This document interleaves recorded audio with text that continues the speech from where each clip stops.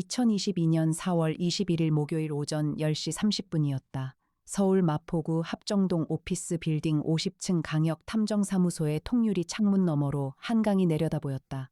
봄 안개가 강 위에 낮게 깔려 있었다. 빌딩 전면 유리에 금박으로 새긴 강역 탐정사무소 간판이 연한 봄볕에 반짝거렸다. 300평 규모의 사무소 내부는 최고급 원목 바닥과 흰 대리석 벽으로 마감되어 있었다. 최첨단 질량 분석기와 DNA 추출 장비들이 실험실 통로에 가지런히 놓여 있었고, 인공지능 로봇 세종이 중앙 충전 스테이션에서 대기 중이었다. 강혁이 창가 소파에서 일어섰다. 그 순간 엘리베이터 문이 열렸다. 들어온 사람은 남성이었다. 35살쯤으로 보였다. 키는 작았고 얼굴이 창백했다. 오른쪽 뺨에 긁힌 자국이 있었다. 재킷 소매 끝에 검은 얼룩이 묻어 있었다. 강혁이 그 사람을 훑었다. 형사 시절부터 몸에 밴 버릇이 자동으로 작동했다. 있는 것, 없는 것, 어색한 것. 있는 것은 소매의 검은 얼룩이었다. 없는 것은 눈 밑 윤기였다. 3일쯤 잠을 못 잔 사람의 얼굴이었다. 어색한 것은 오른손 검지 손가락이었다. 손가락 끝을 끊임없이 다른 손가락으로 긁고 있었다. 나정이가 조용히 손님을 응접 소파 쪽으로 안내했다. 남자가 앉자마자 말했다. 저는 신재원이라고 해요. 서울 성북구 정릉동에 살아요. 2달 전에 새 집으로 이사를 했는데요. 강혁이 맞은편에 앉았다. 어떤 일이에요? 남자가 잠깐 말을 멈추었다가 말했다. 집이 썩고 있어요. 강혁이 말했다. 썩는다는 게요. 신재원이 가방에서 핸드폰을 꺼내 강혁에게 내밀었다. 화면에 사진들이 있었다. 강혁이 사진을 하나씩 넘겼다. 주방 벽이었다. 검고 초록이 뒤섞인 곰팡이가 타일 전면을 뒤덮고 있었다. 화장실 천장이었다. 역시 같은 색 곰팡이가 가득했다. 거실 벽지였다. 벽지가 부풀어 오르면서 곰팡이가 밑에서 밀어올리고 있는 것처럼 보였다. 그리고 마지막 사진이었다. 강혁이 멈추었다. 마지막 사진은 곰팡이가 아니었다. 바닥이었다. 바닥 한가운데에 관 모양의 구조물이 있었다. 검은색이었다.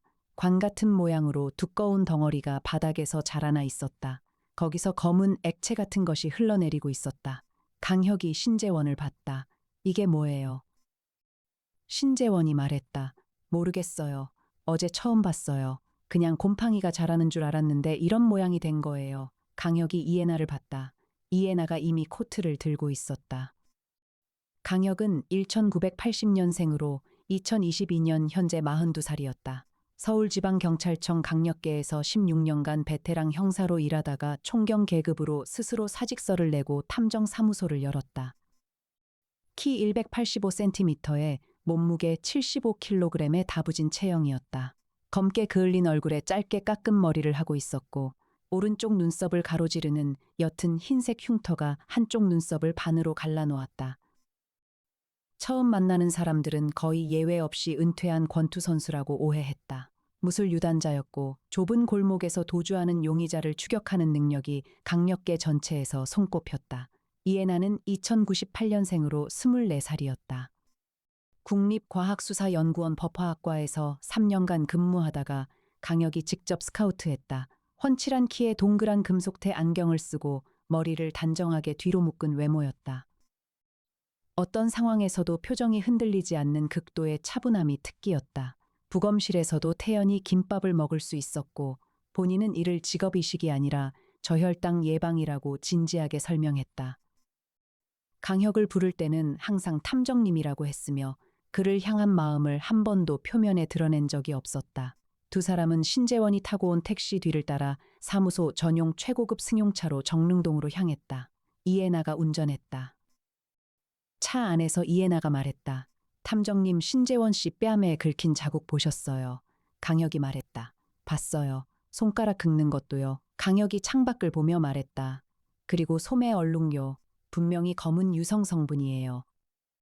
곰팡이 포자나 균사 성분일 가능성이 있어요. 이해나가 말했다. 피부 반응이에요.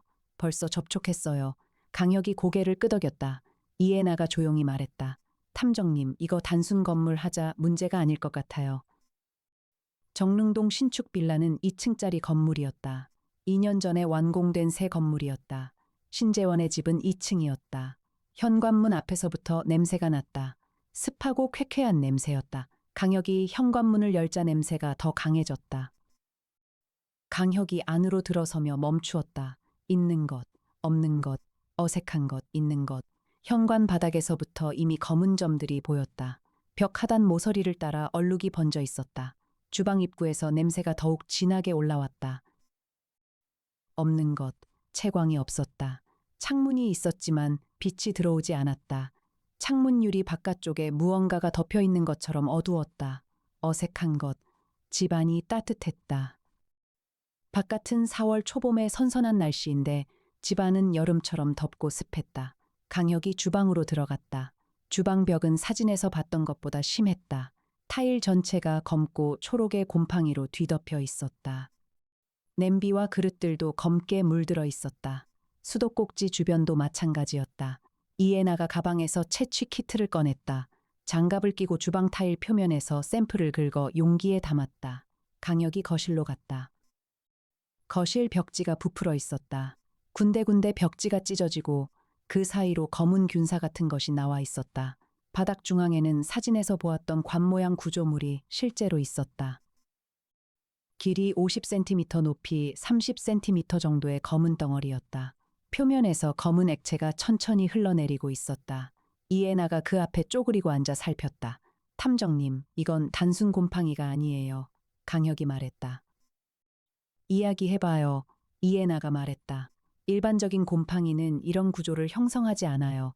자실체라고 하는 버섯 형태를 만들기는 하지만 이 정도 크기와 형태는 본 적이 없어요. 강혁이 신재원을 봤다. 이 집 원래 세입자가 있었나요? 신재원이 말했다. 네, 전에 살던 분이 있었다고는 했는데요. 그분 이름 알아요. 신재원이 고개를 저었다. 부동산 통해서 계약했거든요. 전 세입자 이름은 모르는데 2년 정도 살았다고 했어요. 강혁이 말했다. 부동산 연락처 알아요. 신재원이 부동산 연락처를 핸드폰에서 찾아서 강혁에게 주었다. 이에나가 즉각 세종에게 전송하며 관련 정보 조회를 시작했다. 강혁이 건물 1층으로 내려갔다. 1층 세입자는 40대 여성이었다. 정 씨라고 소개했다. 2층보다 1층은 상대적으로 깨끗했다. 그러나 그 여성도 뭔가 불안한 눈빛이었다. 강혁이 말했다. 2층 이전 세입자가 누군지 아세요? 정 씨가 말했다. 남자분이었어요. 로기환이라고 했어요. 어떤 대학교 생물학 교수라고 들었어요. 강혁이 이에나를 봤다. 이에나가 이미 세종에게 이름을 입력하고 있었다. 정 씨가 계속했다. 저는 그분이 2층에 살 때부터 좀 이상하다고 생각했어요. 저녁마다 이상한 냄새가 아래로 내려왔어요. 곰팡내가 아니고 더 진한 냄새였어요. 그리고 그분 가족이 좀 이상했어요. 어떻게 이상했어요? 정 씨가 잠시 머뭇거렸다. 아이들이 있었거든요. 남자아이 하나, 여자아이 하나였는데요. 그 아이들 얼굴이요. 어떻게 말해야 할지 모르겠는데 새까맣고 울퉁불퉁했어요. 뭔가가 얼굴에 자라는 것 같았어요. 강혁이 멈추었다. 정 씨가 말했다. 저는 처음에 피부병이라고 생각했어요. 아이들이 항상 고개를 숙이고 있었어요. 그런데 어느 날 여자아이가 저를 보고 고개를 들었는데 얼굴 전체가 뭔가로 덮여 있었어요. 눈만 보였어요. 저는 그게 너무 무서워서 뛰어들어왔어요. 그러고 나서 얼마 안 있어서 그 가족이 사라졌어요. 강혁이 말했다. 사라졌다는 게 이사를 간 건가요? 정 씨가 말했다. 이사를 한 게 아니에요. 어느 날 보니까 없었어요. 이삿짐도 없이 그냥 사라졌어요. 사무소로 돌아와서 이에나가 세종 분석 결과를 내놓았다. 로기환, 2022년 현재 52세, 전직 대학교 생물학과 교수, 2020년에 대학에서 면직 처분. 면직 이유는 동물 실험 윤리 위반 및 허가받지 않은 생물학적 실험 진행, 이후 행방불명 상태, 처 이명 잔영 모두 행방불명. 면직 전 논문 제목 중 하나가 신종 진균류의 숙주기생 메커니즘 연구였다. 이에나가 말했다. 탐정님 로기환 씨가 면직되기 전 마지막 논문이 균류에 관한 거예요. 송태풍이 실험실 가운을 입으며 말했다. 신재원 씨 집에서 채취한 샘플 분석 시작했어요. 초기 결과가 나왔는데요. 강혁과 이에나가 실험실로 들어갔다. 송태풍이 현미경 화면을 보여주었다. 샘플에서 관찰된 균사 구조가 일반적인 가정집 곰팡이와 달랐다. 균사가 훨씬 두꺼웠고 분지 구조가 복잡했다. 색소도 일반 곰팡이와 달리 짙은 검은색이었다. 송태풍이 말했다. 이건 분류학적으로 지금까지 보고된 어떤 곰팡이와도 다른 구조예요. 적어도 현재 알려진 데이터베이스에는 없어요. 이에나가 말했다. 신종이에요. 송태풍이 말했다. 만들어진 것일 가능성도 있어요. 자연 발생이 아니라 실험실에서 인위적으로 개발된 균주요. 강혁이 말했다. 로기환이 만든 균주. 송태풍이 고개를 끄덕였다. 그리고 탐정님 그 관 모양 구조물 사진을 제가 더 자세히 분석해 봤는데요. 그 구조물이 단순히 자란 것이 아니에요. 그것은 균류의 자실체예요. 이에나가 말했다. 버섯 같은 거요. 송태풍이 말했다. 맞아요. 균류가 번식할 때 포자를 퍼뜨리 위해 만드는 구조물이에요. 그런데 일반 버섯의 수백 배 크기예요. 그리고 안에 액체가 있어요. 강혁이 말했다. 검은 액체. 송태풍이 말했다. 그게 포자액이에요. 거기 포자 농도가 극도로 높아요. 흡입하면 호흡기에서 직접 성장을 시작할 수 있어요. 강혁이 말했다. 신재원 씨가 그 집에 있었어요. 이에나가 말했다. 벌써 노출됐을 수 있어요. 강혁이 신재원에게 전화했다. 신재원 씨 지금 어디 있어요? 신재원이 말했다. 집이요. 갈 데가 없어서. 강혁이 말했다. 그 집에서 당장 나와요. 지금 즉시. 신재원이 잠시 말이 없다가 말했다. 근데요, 탐정님. 제가 사실은 말 안 한 게 있어요. 강혁이 기다렸다. 신재원이 말했다. 저 혼자 사는 게 아니에요. 제 동생이 같이 있어요.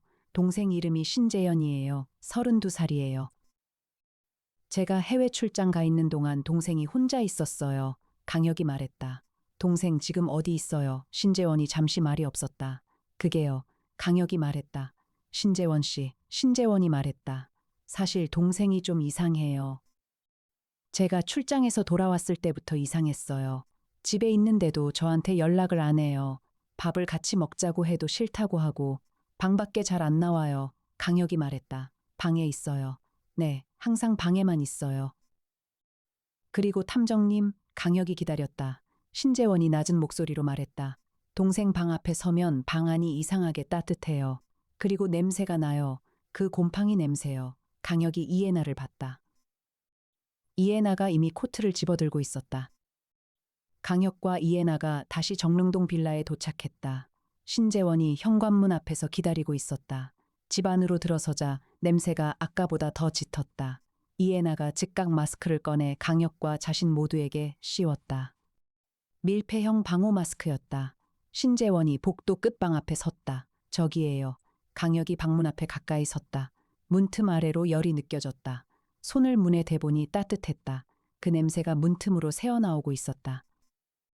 강혁이 노크했다. 재현 씨, 신재현 씨, 아무 소리도 없었다. 강혁이 문 손잡이를 잡고 돌렸다. 잠기지 않았다. 문이 열렸다. 강혁이 안으로 들어섰다가 멈추었다. 방 전체가 검었다. 벽이 검었다. 천장이 검었다. 바닥이 검었다. 모두 균사가 뒤덮고 있었다. 방 구석에 3개의 자실체 구조물이 자라나 있었다. 각각 높이가 30cm에서 50cm 정도였다. 거기서 검은 액체가 바닥으로 흐르고 있었다. 그리고 방 한가운데에 사람이 앉아 있었다. 남성이었다. 32살이라고 했지만 훨씬 늙어 보였다. 피부가 회색이었다. 목과 팔뚝에 검은 점들이 번져 있었다. 눈이 반쯤 감겨 있었다. 강혁이 그 사람 앞에 쪼그리고 앉아서 말했다. 신재현 씨, 남자가 천천히 눈을 들었다. 눈빛이 흐릿했다. 신재원이 문 뒤에서 울음 섞인 목소리로 말했다. 재현아. 신재현이 입을 열었다. 가려워. 낮고 느린 목소리였다. 강혁이 신재현을 부축해서 일으켰다. 신재현의 팔을 잡자 피부가 들뜨는 느낌이 났다. 피부 아래에서 뭔가가 움직이는 것 같았다. 강혁이 그것을 무시하고 신재현을 복도로 데려갔다. 이에나가 즉각 세종에게 영상 전송을 시작했다. 드론 하나를 방 안으로 진입시켜 구조물들을 근접 촬영했다. 강혁이 신재원에게 말했다. 신재원 씨, 지금 당장 이 집에서 나가야 해요. 동생도 데리고. 신재원이 말했다. 병원에 데려가야 해요. 가야 해요. 근데 먼저 이 집을 나가는 게 먼저예요. 신재현은 혼자 걸을 수 있었다. 그러나 움직임이 느렸다. 3 사람이 건물 밖으로 나왔다. 이에나가 무인 승용차를 호출했다. 차가 5분 만에 도착했다. 강혁이 말했다. 신재원 씨 동생을 가장 가까운 응급실로 데려가요. 제가 먼저 연락해 둘게요. 신재원이 고개를 끄덕였다. 그리고 강혁이 신재원의 팔을 잡았다. 신재원 씨 동생 방에 그 구조물들이 언제부터 생겼는지 아세요? 신재원이 말했다. 제가 출장 갔을 때 생긴 것 같아요. 제가 출발할 때는 없었거든요. 강혁이 말했다. 출장이 언제부터 언제까지였어요? 신재원이 말했다. 3월 초에 가서 4월 초에 돌아왔어요. 한 달 동안이요. 강혁이 말했다. 동생이 혼자 한 달 동안 있었군요. 신재원이 고개를 끄덕였다. 강혁이 말했다. 그리고 전세입자 로기환 씨 가족이 언제 사라졌는지 알아요. 신재원이 말했다. 부동산에서는 작년 말이라고 했어요. 강혁이 세종에게 메시지를 보냈다. 로기환 가족의 마지막 생활 기록 조회. 2021년 12월 이후. 강혁이 강민혁에게 전화했다. 신호가 2번 울렸다. 혀가 무슨 일이야? 형 나야. 생물학 실험 윤리 위반으로 면직된 교수 1명 행방 좀 알아봐줘.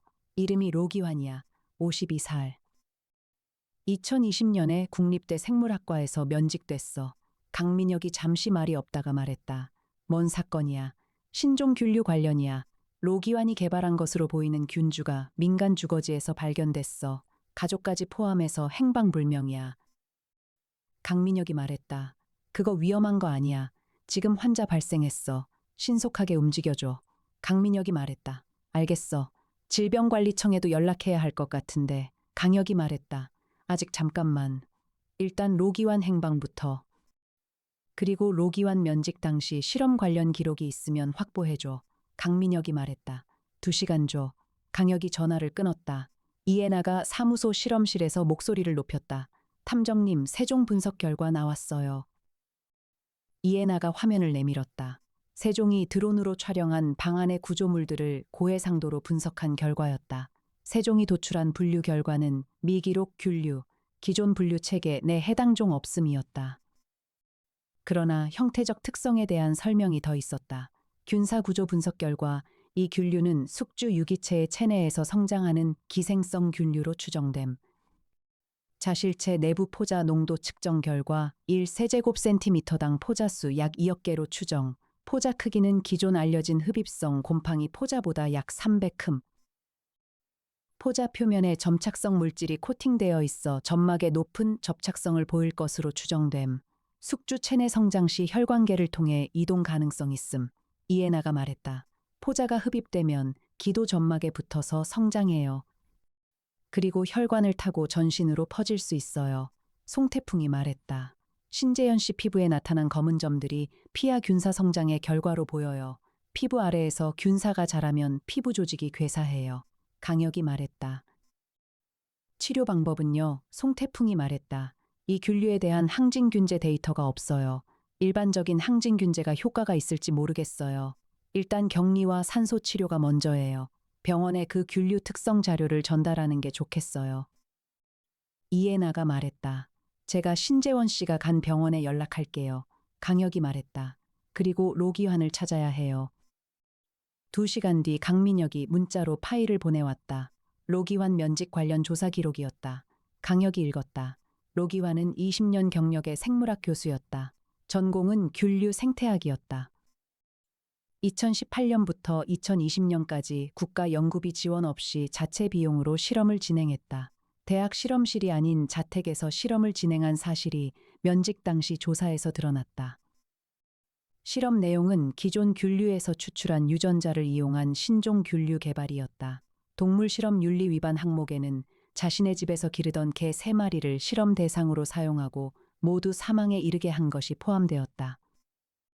그리고 추가 기록이 있었다. 면직 당시 로기환의 집 이웃 주민 증언에 따르면 로기환의 2 자녀가 피부에 이상한 증상을 보였다는 신고가 복지관에 접수된 바 있었다. 그러나 로기환이 아동복지조사를 거부했고 강제 진입을 위한 법원 영장 발부 전에 로기환 가족이 이사를 갔다. 그리고 마지막 기록이었다. 로기환이 2020년 말에 정릉동 빌라 2층으로 이사를 간 기록이 있었다.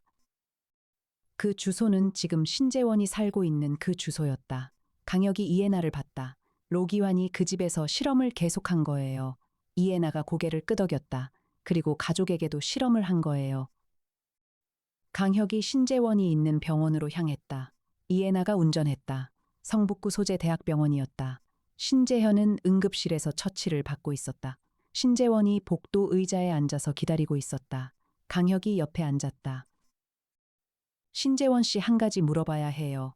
신재원이 고개를 들었다. 강혁이 말했다. 동생이 한 달 동안 혼자 있었을 때 그 집에서 무슨 일이 있었는지 알아요. 신재원이 잠시 말이 없었다. 강혁이 기다렸다. 신재원이 말했다. 동생이 저한테 말한 게 있었어요. 제가 출장 가기 전에요. 이야기해봐요. 신재원이 말했다. 전 세입자 중에 아이들이 있었잖아요. 동생이 그 아이들을 좀 알고 있었어요. 집이 옆이니까요. 동생이 그 아이들이 좋아서 가끔 같이 놀아줬대요. 그리고요. 신재원이 말했다. 그 아이들 아빠가 동생한테 실험실 같은 곳을 보여줬대요. 그리고 뭔가를 보여줬다고 했어요. 강혁이 말했다. 뭘 보여줬어요? 신재원이 말했다. 균류를 배양하는 거라고 했어요. 아름다운 것이라고 했대요. 그리고 신재원이 잠시 멈추었다가 말했다. 동생이 그 아저씨가 뭔가를 먹어봐도 괜찮다고 해서 먹어봤다고 했어요. 강혁이 멈추었다. 먹었다고요. 신재원이 작은 목소리로 말했다. 포자를 먹은 것 같아요. 동생이 뭔가 달콤한 것을 먹었는데 그 아저씨가 맛있지 않냐고 했다고 했어요. 이에나가 강혁 쪽을 봤다. 강혁이 신재원에게 말했다. 그때가 언제예요? 신재원이 말했다. 제가 출장 가기 한 일주일 전쯤이요. 강혁이 말했다. 한 달 전에 이미 노출된 거예요. 응급실 당직 의사가 복도로 나왔다. 이에나가 미리 보낸 균류 특성 자료를 받았다고 했다. 의사가 강혁과 이에나에게 말했다. 환자 피부 아래에서 균사 성장 흔적이 확인됩니다. 지금까지 본 적 없는 형태예요. 강혁이 말했다. 치료 가능해요. 의사가 잠시 말이 없다가 말했다. 최대한 해볼게요. 그런데 강혁이 기다렸다. 의사가 말했다. 환자가 계속 같은 말을 반복해요. 무슨 말이요? 의사가 말했다. 가려워. 라는 말이에요. 끊임없이요. 이튿날 아침 세종이 로기환 가족의 마지막 위치 정보를 뽑아냈다. 강민혁이 추가로 지원한 수사협조 덕분이었다. 로기환 명의 마지막 공과금 청구 주소는 서울 도봉구 창동 소재 단독주택이었다. 2021년 8월까지 전기 사용 기록이 있었다. 이후 청구 기록 없음. 이에나가 말했다. 전기가 끊기기 전 마지막 사용량이 평균보다 3배 높아요. 강혁이 말했다. 실험 장비 때문이겠죠. 이에나가 고개를 끄덕였다. 그리고 이웃 주민 신고 기록이 있어요. 2021년 7월에 창동 그 주소 인근에서 이상한 냄새가 난다는 신고가 여러 건 있었어요. 경찰이 출동했지만 입주자가 응답하지 않았고 강제 진입 근거가 없어서 돌아갔어요. 강혁이 말했다. 그리고 8월 이후에는 아무것도 없어요. 이에나가 고개를 끄덕였다. 강혁이 말했다. 거기 가봐야 해요. 창동 단독주택은 주택가 골목 안쪽에 있었다. 2층짜리 건물이었다. 외벽이 검었다. 처음 보면 외벽색을 어둡게 칠한 것 같았다. 그러나 가까이 가자 냄새가 났다. 정릉동 빌라에서 맡았던 것과 같은 냄새였다. 더 짙었다. 강혁이 정문 앞에 섰다. 있는 것, 없는 것, 어색한 것, 있는 것. 외벽 전체에 검은 균사가 자라 있었다. 이미 벽돌 표면이 모두 덮여 있었다. 없는 것. 생활 흔적이 없었다. 우편함이 넘쳐 있었다. 창문에 불빛이 없었다. 어색한 것. 현관문이 반쯤 열려 있었다. 이에나가 마스크를 꺼냈다. 두 사람 모두 고성능 방호 마스크를 착용했다. 이에나가 드론을 날렸다. 강혁이 현관문을 열고 안으로 들어갔다. 현관 바닥이 검었다. 천장에 균사가 자라 있었다. 발을 디딜 때마다 무언가가 끊기는 소리가 났다. 균사가 걸음에 끊기는 소리였다. 주방을 봤다. 정릉동 빌라의 10배는 되는 것 같았다. 모든 것이 균사로 뒤덮여 있었다. 식탁 위 그릇들도 균사가 자라서 형태를 알아볼 수 없었다. 계단이 있었다. 강혁이 계단을 올라갔다. 2층에는 방이 2개 있었다. 첫 번째 방 문이 잠겨 있었다. 두 번째 방 문이 열려 있었다. 강혁이 두 번째 방으로 들어갔다. 실험실이었다. 낡은 실험 테이블이 2개 있었다. 테이블 위에는 배양 용기들이 있었다. 모두 균사로 뒤덮여 있었다. 노트가 있었다. 강혁이 노트를 들었다. 균사가 표지를 덮고 있었지만 내용을 읽을 수 있었다. 이해나가 옆에서 함께 읽었다. 노트에는 실험 기록이 촘촘히 적혀 있었다. 노트는 2018년부터 2021년까지의 기록이었다. 강혁과 이해나가 핵심 내용을 발췌해서 읽었다. 2018년 2월, 기존 아스페르길루스 종에서 추출한 유전자를 이용하여 신규 균주 개발 성공. 기존 균주보다 성장 속도 30배 빠름, 포자 생성 능력 월등히 뛰어남, 이 균주를 F1이라고 명명함.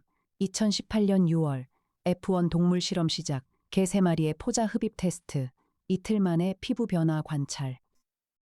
5일 만에 피하 균사 성장 확인, 21일 만에 사망. 2018년 7월, F1 독성 약화 실험 시작, 숙주를 사망시키지 않고 공생하는 균주 개발 목표.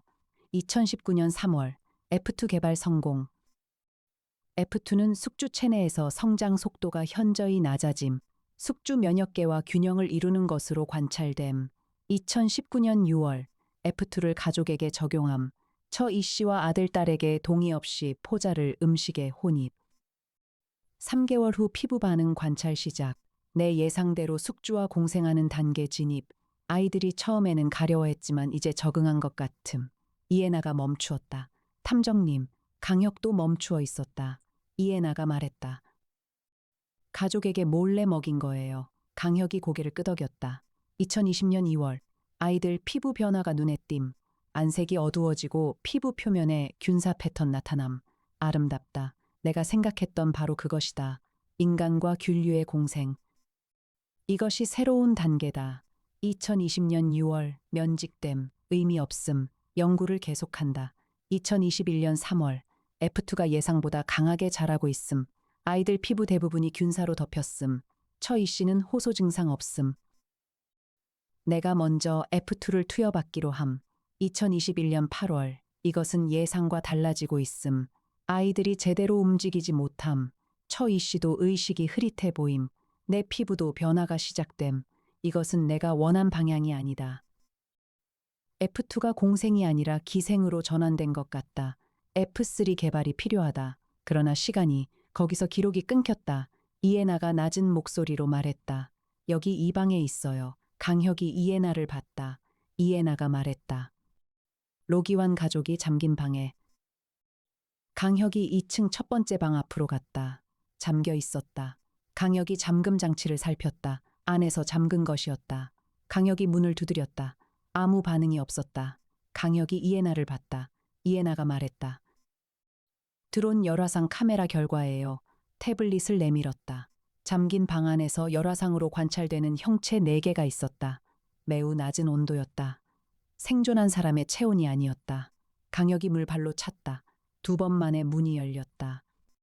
방 안의 냄새가 터져 나왔다. 강혁이 숨을 참았다. 마스크가 있었지만 그래도 강렬했다. 방 안을 봤다. 4명이 있었다. 바닥에 앉아 있거나 누워 있었다. 남성 1명, 여성 1명, 아이 2명이었다.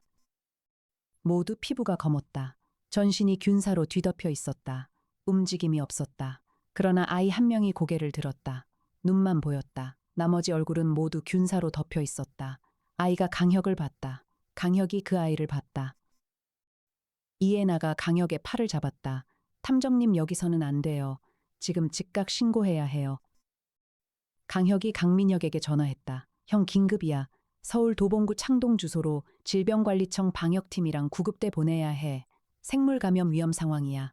생존자 있어. 강민혁이 말했다. 바로 보낼게. 혁아, 너 지금 안에 있어. 나와 있어. 방호 마스크 착용 중이야. 거기서 움직이지 마.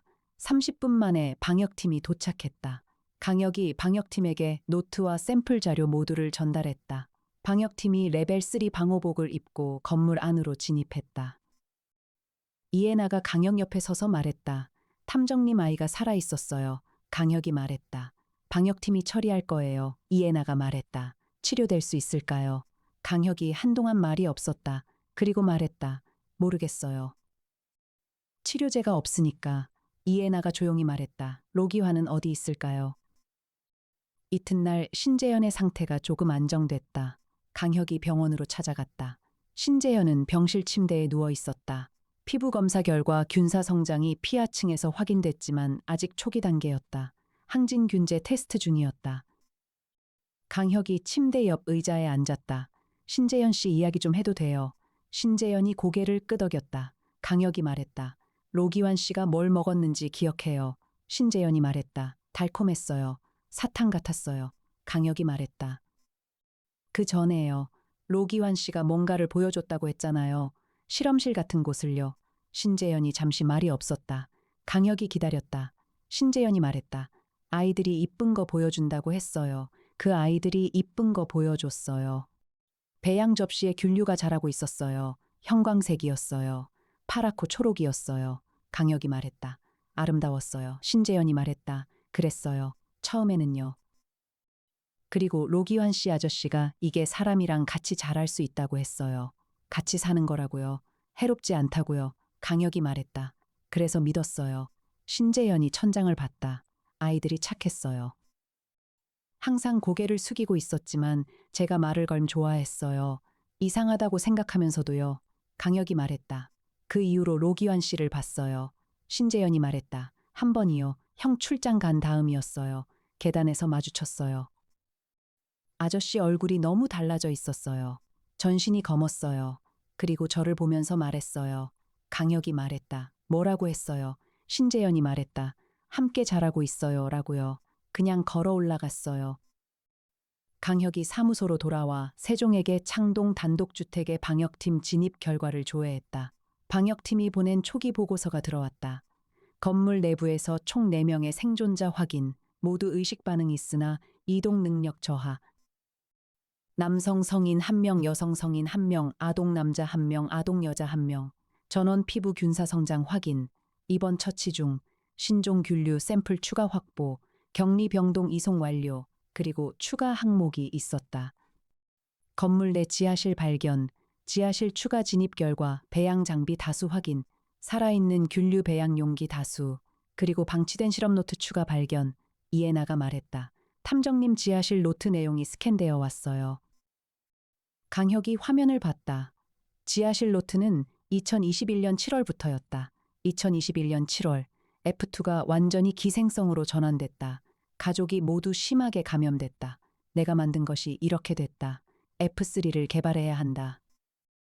F3는 F2의 성장을 억제할 수 있는 물질을 분비하는 균주다. 이것은 항균제가 아니다. 균류로 균류를 막는 것이다. 2021년 8월, F3 초기 실험 결과 긍정적이다. F2 배양 접시에 F3를 투여하자 성장이 현저히 느려졌다. 가족에게 투여하려 한다. 그러나 내 몸 상태가 너무 나쁘다. 손가락이 제대로 움직이지 않는다. 빨리 해야 한다. 2021년 8월 23일 F3 배양 완료. 내일 가족에게 투여한다. 그리고 거기서 기록이 끊겼다. 이해나가 말했다.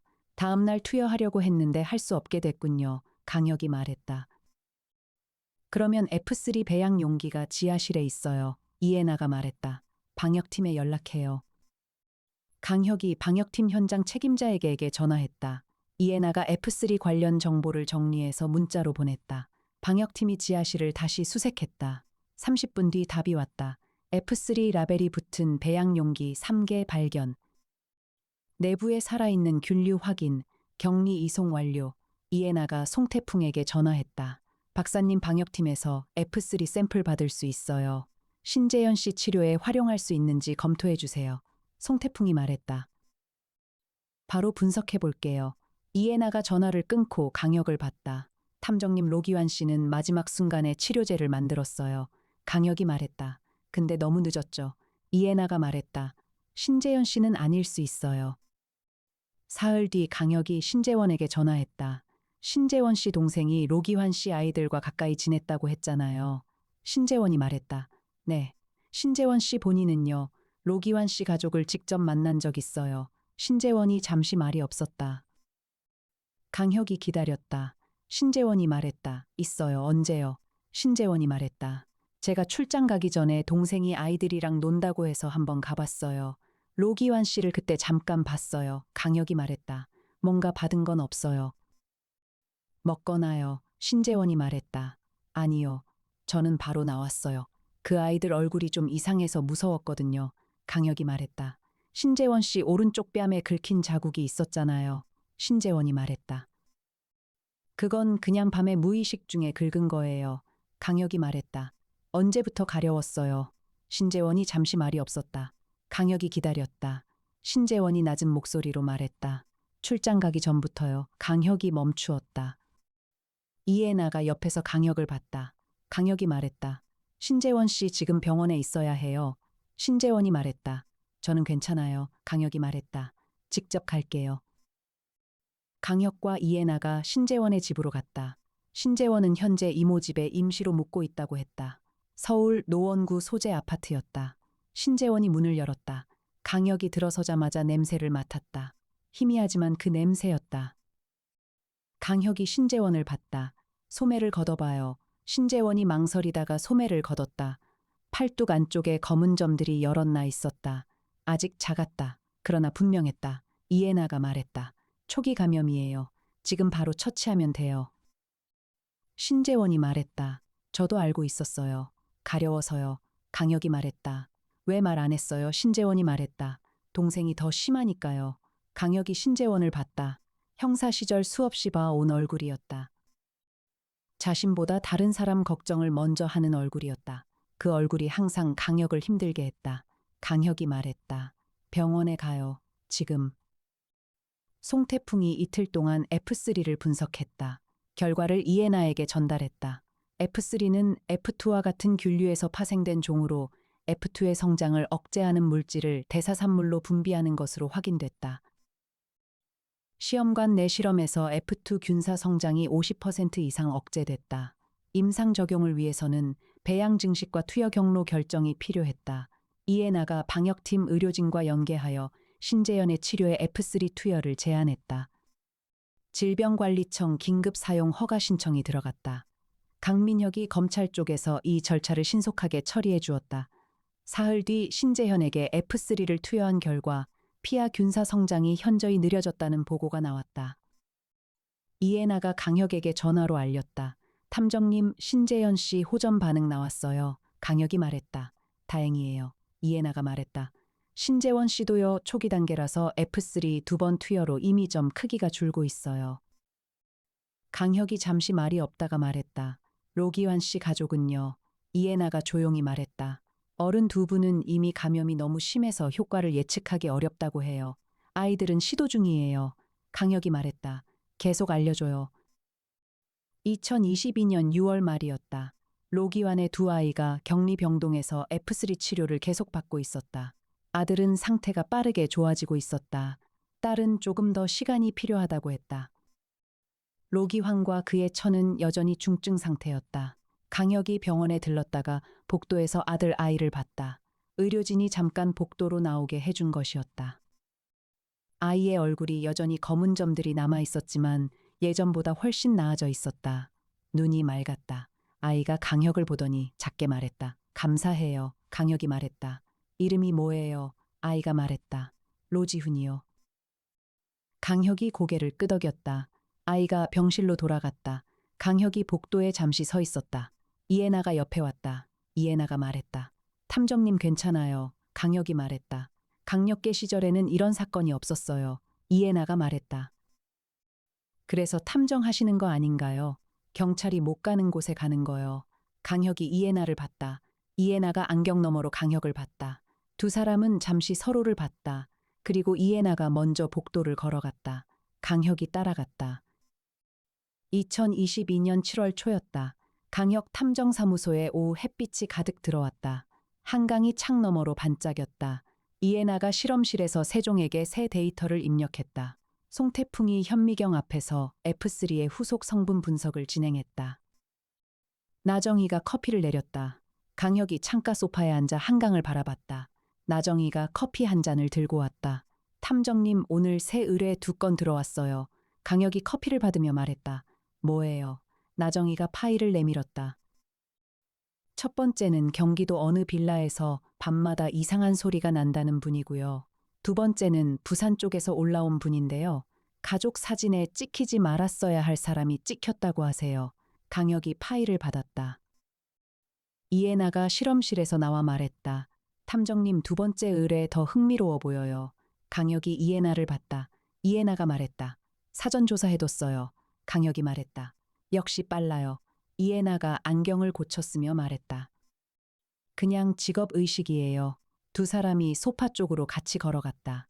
강혁 탐정사무소의 2022년 여름이 그렇게 시작됐다. 방역팀이 창동 단독주택 지하실을 정리하면서 노트 한 권을 추가로 발견했다. 강혁에게 스캔본이 전달됐다. 노트의 마지막 페이지였다. 2021년 8월 22일이라는 날짜가 적혀 있었다. 내용은 짧았다. F3를 완성했다. 내일 가족에게 투여한다. 내가 잘못한 것이 있다면 그것은 균류를 나쁘게 본 것이 아니다. 균류 자체는 나쁘지 않다. 내가 잘못한 것은 그것을 가족에게 물어보지 않고 한 것이다. 그리고 그것이 어떻게 변할지를 끝까지 예측하지 못한 것이다. 아이들이 아름다웠다. 처음에는 그것이 처음부터 잘못된 생각이었다. 아름다움을 억지로 만드는 것이 문제였다. F3가 효과가 있기를 바란다. 시간이 있기를. 강혁이 그 문장을 2번 읽었다. 이해나가 강혁 옆에서 함께 읽었다. 이해나가 조용히 말했다. 탐정님, 시간은 있었어요. 강혁이 고개를 끄덕였다. 늦게였지만요. 이해나가 말했다. 그래도요.